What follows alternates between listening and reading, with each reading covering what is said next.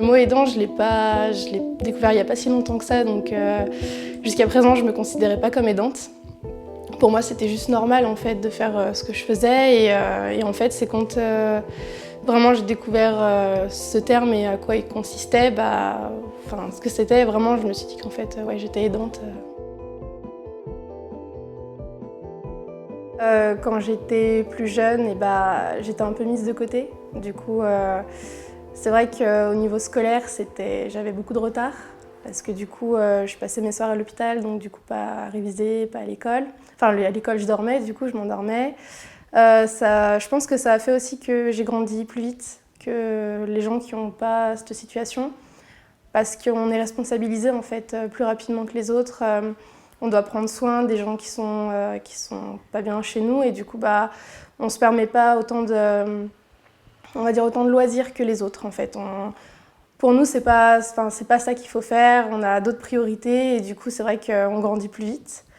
Et je pense que c'est ça aussi qui a influencé mon orientation professionnelle. Parce que du coup, on a envie du coup de prendre soin des gens, de les aider. Et du coup, c'est pour ça que je me suis tournée vers la santé, vers le paramédical surtout. Donc je pense que ça a eu cette incidence aussi sur ma vie. Moi, je sais que c'est ma naissance qui a déclenché la pathologie de ma mère. Du coup, je m'en suis beaucoup voulu longtemps. Après, c'est pas moi, à proprement parler, qui est fautive de cette pathologie. Donc du coup, quand on grandit et qu'on l'apprend, et qu'on sait du coup pourquoi, on s'en veut moins, mais on culpabilise beaucoup. Et puis du coup, on a envie vraiment d'aider un maximum comme on peut, mais c'est surtout psychologique en fait. C'est qu'en fait, on dit rien, on garde tout pour soi parce qu'on dit qu'il y a déjà assez de soucis, qu'on ne va pas en rajouter, que voilà, ça c'est notre vie et qu'il faut aussi qu'on se débrouille tout seul, qu'on s'est toujours débrouillé tout seul, donc il faut qu'on se débrouille encore plus tout seul.